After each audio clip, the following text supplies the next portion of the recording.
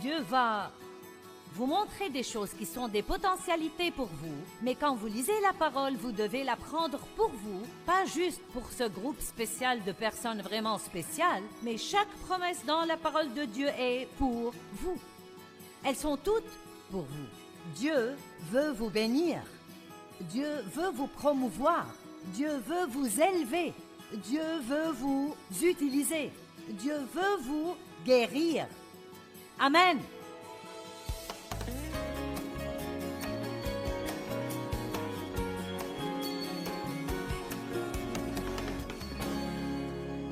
Deutéronome chapitre 1 verset 20.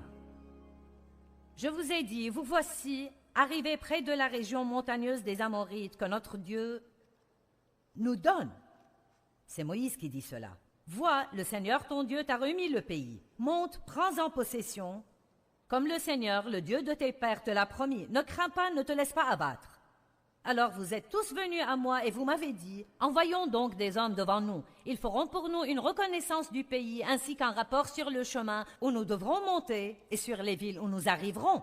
Cela m'a paru bon et j'ai pris parmi vous 12 hommes et je les ai envoyés. Ce sont les 12 espions qui sont entrés faire une reconnaissance dans la terre promise. Et effectivement, le verset 25 dit, ils y ont cueilli des fruits du pays et nous les ont rapportés. Ils nous ont déclaré, le pays que le Seigneur notre Dieu va nous donner est un bon pays. Regardez le verset 26. Pourtant, vous vous êtes révoltés contre les commandements de votre Dieu en refusant d'y aller. Je n'ai pas le temps de tout lire, mais plus loin. Ils ont décidé, bien maintenant, nous y irons.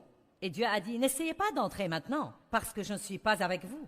Vous auriez dû y aller quand je vous l'ai dit. Donc les voilà, arrivés à la frontière de la terre promise, et quand Dieu leur a dit, maintenant c'est le moment de posséder le pays, ils n'y sont pas allés, ils se sont rebellés contre Dieu, et ils ont erré encore 38 ans dans le désert, et beaucoup d'entre eux, ils sont morts. Bon, maintenant, je veux vous enseigner une petite leçon. Quand Dieu dit, il est temps de vous occuper de quelque chose,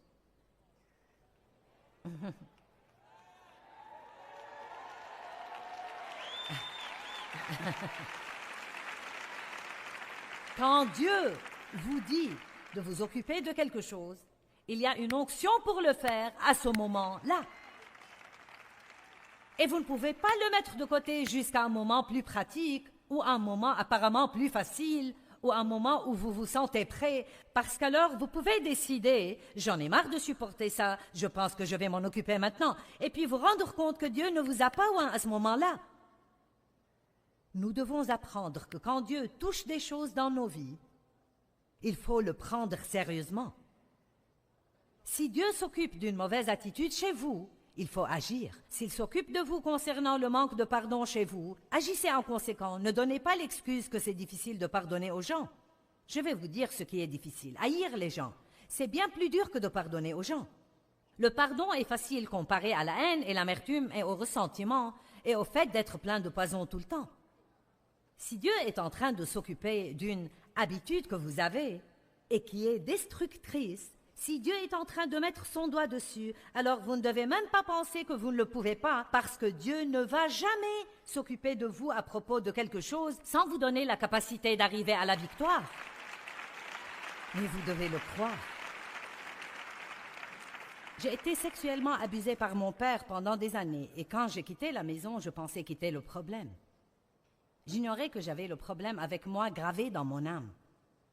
Il était dans mes pensées, il était dans mes émotions, dans ma volonté, et affectait toutes les relations que j'avais, ma relation avec Dieu, ma relation avec moi-même, mes relations avec les autres personnes. Vos secrets vous rendront malade. Et quand Dieu dit qu'il est temps de s'occuper des choses, alors il est temps de le faire. Mon premier mariage était un cauchemar. J'ai épousé un homme qui avait beaucoup de problèmes comme moi, sinon plus, et il courait les autres femmes et était un petit voleur et un escroc. Et donc, ça n'a jamais marché. 5 années de ce cauchemar, nous avons eu un enfant. Et finalement, avons divorcé. Il est allé en prison. Et j'ai rencontré Dave qui était né de nouveau, un jeune luthérien rempli du Saint-Esprit. Et comme je vous l'ai dit, il voulait une épouse. Il était sorti avec 3 femmes.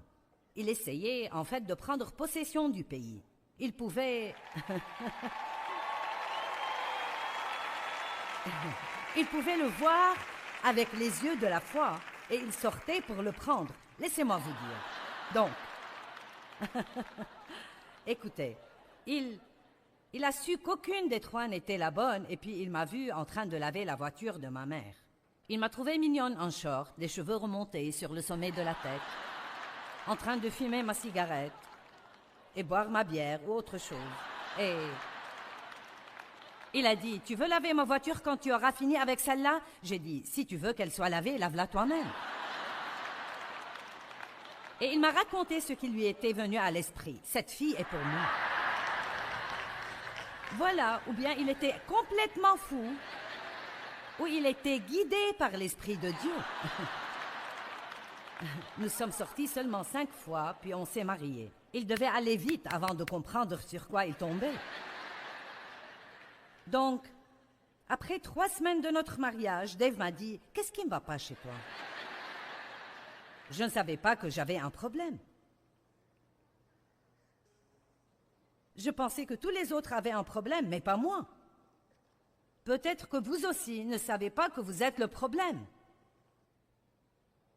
Vous me regardez sur l'écran de télé. J'ai dit, peut-être que votre problème, c'est de ne pas savoir que vous êtes le problème. Vous pensez que je parle aux personnes ici dans cette salle, mais non, je vous parle à vous. C'est un fait, je fais tout ça principalement pour vous. Attrapez! Ne vous allongez pas dans votre lit avec la télécommande dans la main et ne changez pas de chaîne car je serai aussi sur l'autre chaîne.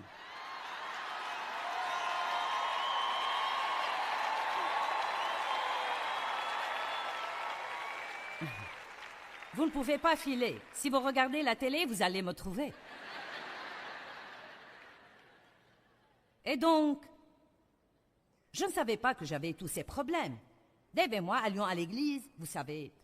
Il aimait Dieu, j'aimais Dieu, je croyais en Jésus, j'étais née de nouveau, mais je ne m'occupais pas de mes problèmes. Donc un soir, Dave et moi sommes allés à un service de l'église et il y avait une femme qui témoignait qu'elle avait été abusée par son père. Son histoire était au fait si semblable à la mienne qu'il s'en était vraiment effrayant. Elle avait géré son problème différemment de moi. Elle était devenue une prostituée et avait eu plein de problèmes. Et puis elle avait rencontré un homme de Dieu et raconté comment Dieu avait fait avec elle et l'avait guérie. Elle avait écrit un livre. Et Dave m'a acheté le livre car il avait su que j'avais été abusée. Je lui ai partagé ce qui m'était arrivé. Et il me l'a donné. Et le matin suivant, j'ai ouvert le livre et j'ai commencé à lire son histoire. Et quand elle expliquait les choses que son père lui avait faites, elle correspondait à ce que mon père m'avait fait, et j'ai senti la douleur venir en rugissant à travers mon âme, parce que j'avais tous ces trucs soigneusement enfermés derrière des portes closes, et je ne m'en occupais pas. Et j'ai jeté le livre à travers la pièce, et j'ai dit, je ne vais pas lire ce livre. Et j'ai entendu le Saint-Esprit dire très délicatement mais fortement, c'est le moment. C'est le moment. Et peut-être que Dieu pourrait vous parler ce soir et il parle à certains qui regardent la télé ou qui écouteront le CD plus tard. C'est le moment. Il est temps d'arrêter de tourner et tourner autour des mêmes montagnes en accusant quelqu'un d'autre pour tous vos problèmes, regardant toujours vers votre passé sans vision positive pour le futur. Laissez-moi vous dire encore une fois que peu importe ce qui vous est arrivé dans votre passé, peu importe ce qui vous arrive maintenant dans votre vie, ça n'a pas le pouvoir de vous empêcher d'avoir une vie géniale si vous décidez d'une vision positive pour votre futur.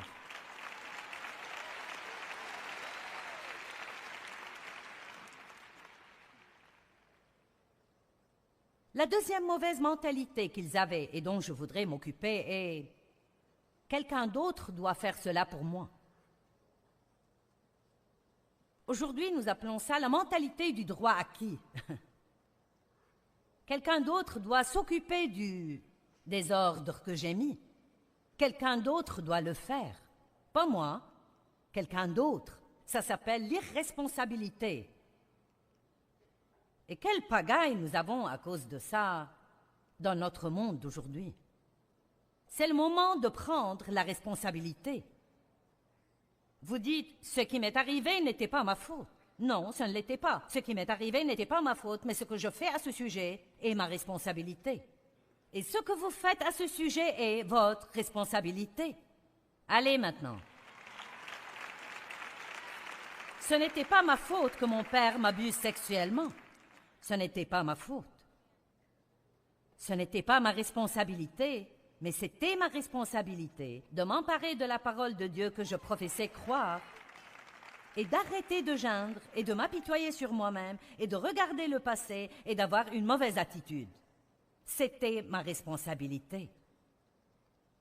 Ce n'était pas quelque chose dont il fallait que je m'attende à ce que quelqu'un vienne faire miraculeusement à ma place. Je devais commencer à obéir à Dieu et faire ce qu'il voulait que je fasse. En Matthieu 20:16, il est dit « Il y a beaucoup d'appelés, mais peu d'élus. » Beaucoup d'appelés, mais peu d'élus. Je crois que beaucoup de gens sont appelés à faire de grandes, étonnantes choses. Je pense vraiment que le monde devrait être époustouflé par les chrétiens. Oui, vraiment.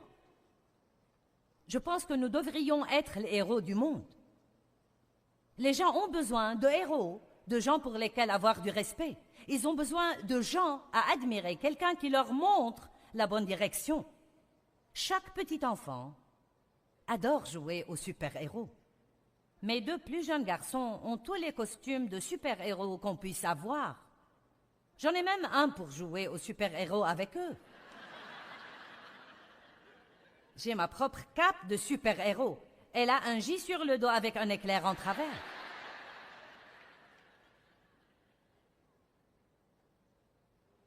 Si nous apportions au monde un exemple de Jésus, il serait encouragé et aurait de l'espérance. Il y a beaucoup d'appelés, mais peu d'élus. Beaucoup sont appelés à faire de grandes choses, mais peu font de grandes choses, parce que peu de gens prendront la responsabilité de l'appel. L'appel n'est pas la fin, c'est là que le travail commence. D'abord vient l'appel, ensuite vient le travail, ensuite vient le sacrifice, ensuite vient de ne jamais abandonner, ensuite vient d'aller jusqu'au bout. Beaucoup de gens sont appelés à faire de grandes choses, mais nous avons un mauvais état d'esprit, nous avons une mauvaise mentalité concernant ce que Dieu nous demande de faire. Tout le monde a les mêmes opportunités. Tout le monde a la totalité de la puissance de Dieu à disposition, mais pas tout le monde n'est désireux de faire sa part. Une des choses que nous ne pouvons pas déléguer, et je délègue beaucoup, mais vous ne pouvez pas déléguer la responsabilité personnelle. Amen. Maintenant, en Josué, chapitre 1, versets 1 à 3, et vous trouverez beaucoup de choses semblables. La plupart de ces choses dont je parle, vous les trouverez dans ce livre. C'est le chapitre 17, Mentalité du désert, numéro 2. Quelqu'un le fera à ma place, je ne prends pas la responsabilité. Et Josué 1 à 3, nous voyons que la Bible dit ceci. Après la mort de Moïse, serviteur du Seigneur, le Seigneur dit à Josué, fils de Nun, qui était aide de Moïse, « Moïse, mon serviteur, est mort. » Bon, c'est un constat très intéressant car si vous savez ce qui s'est passé avant ça, c'était « Pourquoi donc Dieu dirait-il que Moïse est mort ?» Josué savait bien que Moïse était mort. Ils avaient déjà pleuré Moïse pendant 30 jours. Donc, pourquoi dire que Moïse est mort? Parce que ça implique en fait quelque chose de très important et qui n'est pas explicite dans le texte. Et ce qui est impliqué, c'est « Il est maintenant temps pour toi de prendre de nouvelles responsabilités. » Parce que, voyez-vous, Moïse faisait tout pour les Israélites. Il faisait même leur repentance. Ils ne se repentaient pas pour leurs péchés. Quand ils agissaient stupidement et péchaient, Moïse allait supplier Dieu de ne pas les tuer. Et je pense que nous devons réaliser ce soir que peut-être certaines de nos anciennes façons de faire les choses sont mortes et c'est un nouveau jour. Et Dieu dit, il est temps de s'occuper des trucs. Il est temps de monter dans un nouveau niveau de responsabilité. Il est temps d'arrêter de remettre les choses à plus tard jusqu'à un moment plus opportun. Maintenant, il est temps. Amen. Qui ne veut plus tourner et tourner autour de la même montagne stupide encore une fois? Très bien. Bon, si vous ne voulez pas tourner autour, il reste seulement une chose et c'est passer à travers. La seule sortie, c'est à travers. Vous m'entendez? La seule sortie, c'est à travers. Moïse est mort, donc maintenant lève-toi. Ça veut dire lève-toi et avance. Donc maintenant lève-toi, prends sa place, passe le Jourdain que voici, toi et tout ce peuple, vers le pays que je leur donne aux fils d'Israël. Et j'aime ceci. Et tout lieu que foulera la plante de vos pieds, ce lieu même, je vous l'ai déjà donné. Wow! Est-ce que quelqu'un voit ce qui est dit? Il y a tant encore que je vois avec les yeux de la foi devant moi, je le vois pour ma vie, mais je ne peux pas le posséder en restant juste à la frontière de la terre promise, à pleurnicher et me lamenter sur combien c'est difficile. Dieu a déjà payé pour ça avec le sang de son Fils. C'est déjà acheté et payé. Voici, il a dit, lève-toi, prends ça. Nous devons prier. Mais souvent, quand vous priez, Dieu vient et vous montre quelque chose à faire. Oh oh. Je vais répéter. Parfois, quand vous priez, Dieu vient et vous montre quelque chose à faire. Donc, nous prions encore, espérant qu'il choisira quelqu'un d'autre. Eh bien, Dieu, qu'est-il arrivé à ma joie? Je ne sais pas pourquoi je suis si mécontent. Et puis, tout d'un coup, vous vous souvenez que vous avez traité quelqu'un vraiment mal. Et Dieu dit, tu dois t'excuser, tu dois aller t'humilier et lui dire que tu avais tort et corriger cela. Je ne peux pas lui dire que j'avais tort, je ne peux pas m'excuser. Quand vous priez, Dieu vous montre des choses. La Bible dit, regarde la fourmi. Elle n'a pas de chef ni de superviseur. Pourtant, elle travaille dur et fait ce qui est juste. J'aime les gens qui font ce qui est juste sans que personne ne leur fasse faire ce qui est juste. Pouvez-vous vous diriger? Est-ce que vous démarrez seul? Êtes-vous quelqu'un qui fait ce qui est juste quand personne ne regarde? Ou bien ne ferez-vous ce qui est juste que quand quelqu'un vous le fait faire? J'avais un frère comme ça. J'ai dit que j'avais un frère parce qu'il n'est plus avec nous. 10 ans plus jeune que moi, mon seul proche. Très jeune, à cause de toutes les choses que nous vivions, il est entré chez les Marines quand il avait 17 ans, a fait la guerre du Vietnam et est devenu toxicomane. Et n'a jamais été bien dans sa vie. Nous avons essayé de l'aider. Il a même vécu avec Dave et moi de nombreuses années. Et tant que je le faisais se lever pour travailler, il allait au travail.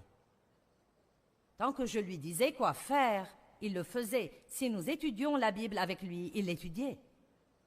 Mais à chaque fois qu'il se retrouvait seul, il ne pouvait se gérer lui-même et il retournait là où il avait été. Et tristement, mon frère, qui aurait pu faire partie de ça, voyager dans le monde, aider les gens tout autour du monde, est mort dans un immeuble abandonné à Los Angeles il y a à peu près.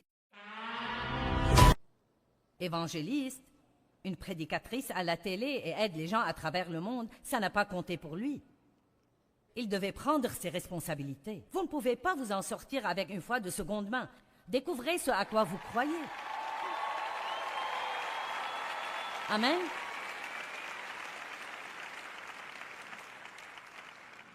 Personne ne le fera à votre place. Il est temps de vous aguerrir et de vous lever et de dire « Je vais prendre possession du pays que Jésus est mort pour me donner. Si quelqu'un peut avoir ce que Jésus est mort pour lui donner, je peux avoir ce que Jésus est mort pour me donner. » Il y a tant de choses merveilleuses dans la parole de Dieu qui nous enseignent ce que Dieu veut que nous ayons, et vous ne pouvez agir comme si quelqu'un d'autre devait tout faire pour vous. Les gens les plus heureux du monde sont les gens les plus actifs dans le monde. Franchement et sincèrement, je ne sais pas quels sont mes problèmes. Je n'ai pas le temps d'y penser. Si je voulais y réfléchir, je pourrais vous en nommer 10 sur le champ, mais je n'ai pas de temps à perdre avec ça. Dieu dit qu'il s'occupera des choses, donc nous prions à leur sujet, nous jetons nos soucis sur lui, restons occupés à aider quelqu'un d'autre, et d'une manière ou d'une autre, ça s'arrange tout seul. Vous savez, une chose qui était extraordinaire pour moi, parfois quand Dieu ne me donne pas d'onction pour résoudre mes problèmes, je veux dire je ne peux pas m'aider. Il n'y a pas une seule chose que je puisse faire pour me sortir d'une situation où je suis. Il met son onction sur moi pour aider quelqu'un d'autre. J'ai tendance à penser que c'est un truc de Dieu. Quand vous ne pouvez pas vous aider vous-même, semez dans la vie des autres, alors Dieu apporte une récolte dans votre vie. La vie est trop difficile. C'est vraiment trop difficile.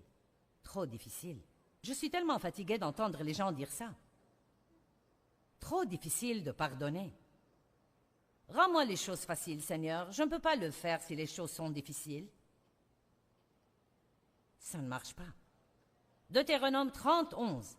Car ce commandement que je te donne aujourd'hui n'est pas trop difficile pour toi, ni hors de ta portée. Le commandement que je te donne aujourd'hui n'est pas trop dur pour toi. Pouvez-vous dire ce soir, quoi que Dieu me demande de faire, je peux le faire avec son aide. Vous voyez, certains ne le disent même pas. Dites tous, quoi que Dieu me demande de faire, je peux le faire. Rien n'est trop dur avec Dieu. Toutes choses sont possibles avec Dieu. Mais le diable chuchote à votre oreille et essaye de mettre une pensée fausse dans votre tête. Ça ne changera jamais. Ça fait 20 ans que ça dure, sûrement que ça ne changera pas. Tu devrais l'oublier. Rien de bon ne t'arrivera jamais. Et ça, juste quand vous voulez dire « je ne vais pas abandonner ». Apprenez comment dire « je ne vais pas abandonner ». Vous n'avez vraiment rien d'autre à faire que persévérer. Qu'allez-vous faire d'autre? John Wesley, le merveilleux, formidable John Wesley, dont nous entendons parler et admirons, voici un véritable extrait de son journal intime. Dimanche 5 mai le matin, ai prêché à Sainte-Anne et on m'a demandé de ne plus revenir. Dimanche 5 mai, après-midi, ai prêché à Saint-Jean et le diacre a dit « Va dehors et reste-y ». Dimanche 12 mai le matin, ai prêché à Saint-Jude, ne peut pas retourner là-bas non plus. Dimanche 19 mai le matin, ai prêché dans une autre église. Les diacres se sont réunis et ont dit que je ne pouvais pas revenir. Dimanche 19 mai après-midi, ai prêché dans la rue et été chassé à coups de pied. Dimanche 26 mai l'après-midi, ai prêché dans un pré et été chassé du pré par un taureau qui avait été lâché pendant le service. Même un taureau était après lui. Dimanche 2 juin le matin, ai prêché en extérieur à la limite de la ville et été chassé de la route. Même jour, dimanche 2 juin, dans l'après-midi, ai prêché dans un grand pâturage. 10 000 personnes sont venues m'écouter. Oui! Pourquoi? Parce qu'il a dit, je vais juste continuer à prêcher. Vous n'allez pas me faire taire. Vous n'allez pas me faire abandonner. Je vous dis, endurez.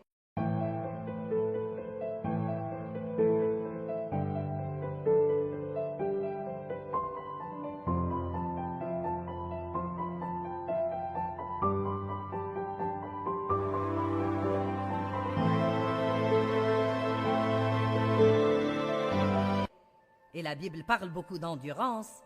Je crois que ça veut dire survivre au diable. J'aimerais vous partager quelque chose qui est arrivé par courrier. Quelqu'un a écrit du Wisconsin et a dit « À l'époque où j'étais en classe de 3e, j'essayais d'échapper aux difficultés de la vie. Les enfants se moquaient de moi parce que j'étais petit. Ma grand-mère m'avait donné ma première boisson alcoolisée à 9 ans et donc je suis devenue alcoolique et ai fini en prison pour 7 mois. Des années plus tard, j'ai entendu Joyce prêcher et j'ai depuis écouté son programme. J'ai appris combien la vie chrétienne est extraordinaire quand vous vivez dans les fruits de l'esprit et étudiez la parole de Dieu comme une manière de vivre. Et je souligne cela.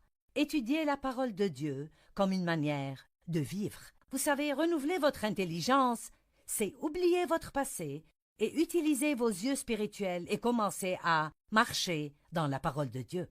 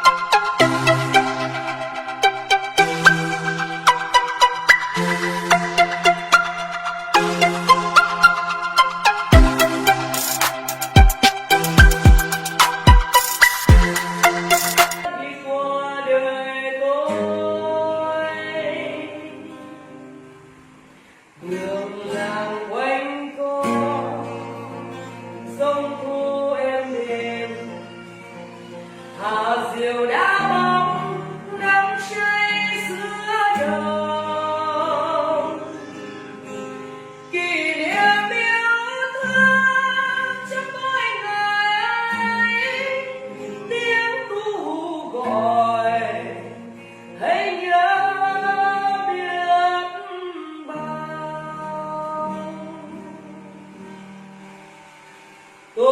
subscribe